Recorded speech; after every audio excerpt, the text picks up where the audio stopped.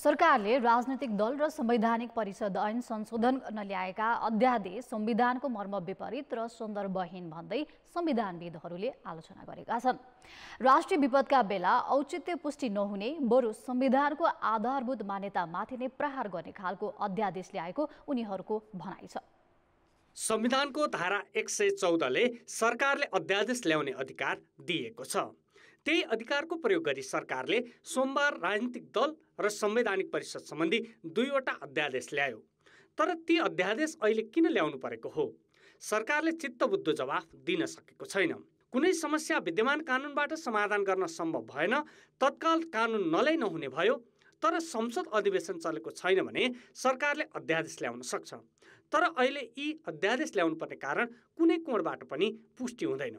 तत्काल केही गर्न आवश्यक पर्दा अध्यादेश ल्याउन सक्ने संवैधानिक व्यवस्थाको सरकारले गलत प्रयोग गरेको र यो ढिला नगरी फिर्ता लिनुपर्ने संविधानविदको भनाइ छ।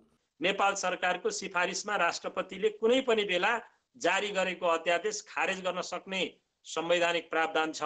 त्यसो भएको हुनाले सत्तारूढ दलभित्र पनि एकमत नभएको, प्रतिपक्षी दलले पनि त्यसको विरोध गरेको, संसदमा उपस्थित भएका सबै राजनीतिक दलहरूले त्यसको विरोध गरेको, आम सचेत नागरिकहरूले पनि यसको विरोध गरेको र अहिले राष्ट्रिय सन्दर्भ, विश्व सन्दर्भ जुन कोभिड-19 ले मर्माहत भएको अवस्था छ, यो परिस्थितिले पनि साथ नदिएको कारणले गर्दाखेरि जनताबाट आएका यी जायज गुनासालाई सरकारले अविलम्ब सुनेर, राजनीतिक दलहरूका यी सुझावहरूलाई सरकारले सुनेर सरकारले यो अध्यादेश खारेज गर्नका लागि राष्ट्रपति समक्ष सिफारिस गर्नु नै सबभन्दा राम्रो हुन्छ।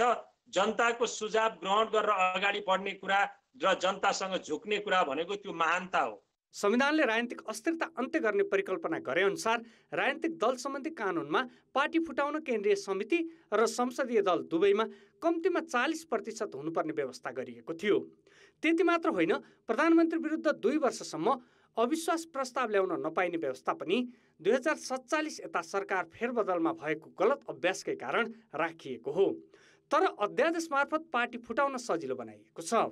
यस्तै संवैधानिक परिषदले 6 सदस्य मध्ये 3 सदस्यको उपस्थितिमा बैठक राखी बहुमतमा निर्णय गर्न सक्ने व्यवस्था गरिएकामा पनि संविधानविदले आपत्ति जनाएका छन्। संवैधानिक अङ्गहरूमा एकाधिकार कायम गर्ने मनसायसहित अध्यादेश ल्याएको उनीहरूको आरोप छ।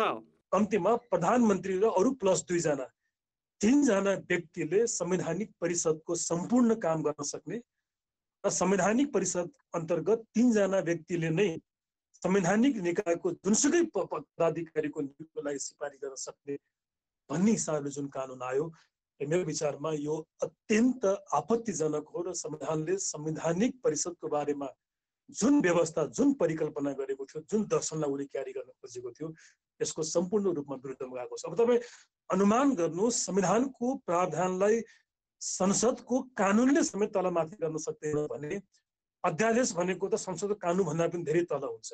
कार्यपालिकीय शक्तिबाट एउटा फर द टाइम बिङको लागि प्रयोग हुने एउटा कानुन हो वा जारी गर्ने कानुन हो।